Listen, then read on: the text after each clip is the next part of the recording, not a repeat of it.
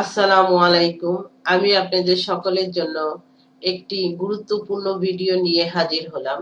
এই ভিডিওর মাধ্যমে আমি আপনাদেরকে দেখাবো গুগল ড্রাইভ থেকে কিভাবে যে কোনো ফাইল ডিলিট করা যায়। আমরা জিমেলে চলে যাব, তারপরে আমরা যাব এখানে 9 ডটে আমরা ক্লিক করব। 9 ডটে ক্লিক করলে আমরা দেখতে পাবো ড্রাইভ শব্দটা। ড্রাইভে আমরা ক্লিক করব। ড্রাইভে ক্লিক করলে আমরা যে জিমেল থেকে আমরা ফাইলটা ডিলিট করতে যাচ্ছি সেই জিমেলে চলে যাব। এখানে আমার কিছু ফাইল আছে, সেটা স্যাম্পল এবং ওয়ার্কিং রিপোর্ট।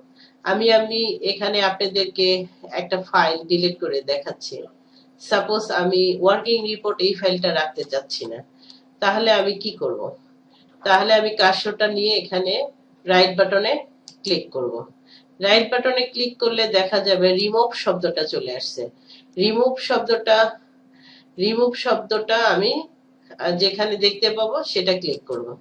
ক্লিক করলে দেখেন আমার ওয়ার্কিং রিপোর্ট ফাইলটা চলে গেছে।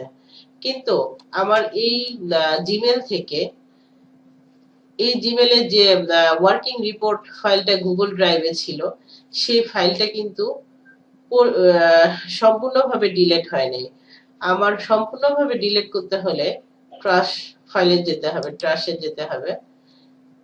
এখানে গেলে দেখেন এখানে কিন্তু ওয়ার্কিং রিপোর্ট ফাইলটা রয়ে গেছে।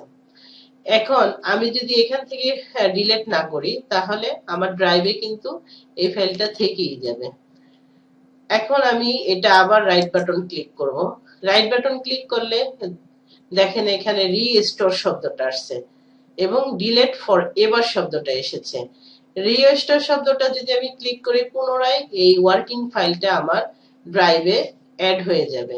কিন্তু ডিলিট ফর এভার শব্দটা যদি ক্লিক করি তাহলে দেখা যাবে এটা এই ফাইলটা পরিপূর্ণভাবে ডিলিট হয়ে যাবে।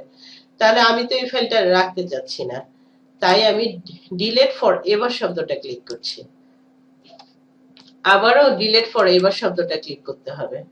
দেখেন আমার এখন আর সেই ফাইলটা নাই। এভাবেই আপনারা গুগল ড্রাইভ থেকে আপনাদের যে কোনো ফাইল ডিলিট করতে পারেন। আশা করি ভিডিওটা আপনাদের উপকারে আসবে।